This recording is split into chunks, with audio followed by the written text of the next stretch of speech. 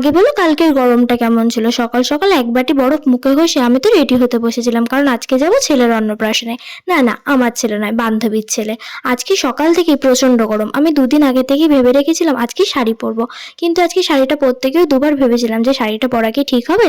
তারপর ভাবলাম না, যেটা ঠিক করেছিলাম সেটাই পরবো। আজকে একই দিনে আমাদের দু জায়গায় নিমন্ত্রণ ছিল। এক জায়গায় আমি একা গিয়েছিলাম, আর এক জায়গায় মা বাবা আর ভাই গিয়েছিল। এতদিন বান্ধবীদের বিয়ে খেয়েছি, এখন আবার বান্ধবীর ছেলের অন্নপ্রাশনে খেতে যেতে হচ্ছে। ব্যাপারটা কিন্তু সত্যিই আমার কাছে খুব মজাদার। আজকে ভাইয়ের জন্মদিন ছিল, কিন্তু যেহেতু দুপুরবেলা আমাদের দু জায়গায় নিমন্ত্রণ ছিল, তাই বাড়িতে সেইভাবে কিছু করা হয়নি। যা করা হবে সবই সন্ধ্যাবেলায় করা হবে। মা যেহেতু সকালবেলায় অনুষ্ঠান বাড়িতে চলে গিয়েছিল, তাই আজকে শাড়িটা কিন্তু আমাকে একা একাই পরতে হয়েছে। ভাই যদিও একটু হেল্প করেছিল। আজকে মেকআপ লুকটা আমি রেখেছিলাম একদমই হালকা, কারণ যা গরম সবই গলে জল হয়ে যাবে। এটা ছিল আমার ফাইনাল লুক। কেমন লাগছে জানিও কিন্তু। সিম্পলের মধ্যে এই খোপাটাই আমি ভালো করতে পারি, তাই এটাই করে নিয়েছিলাম। আজকের জন্য এইটুকু, টাটা বাই বাই, দেখা হবে অন্য কোনো সার্চে।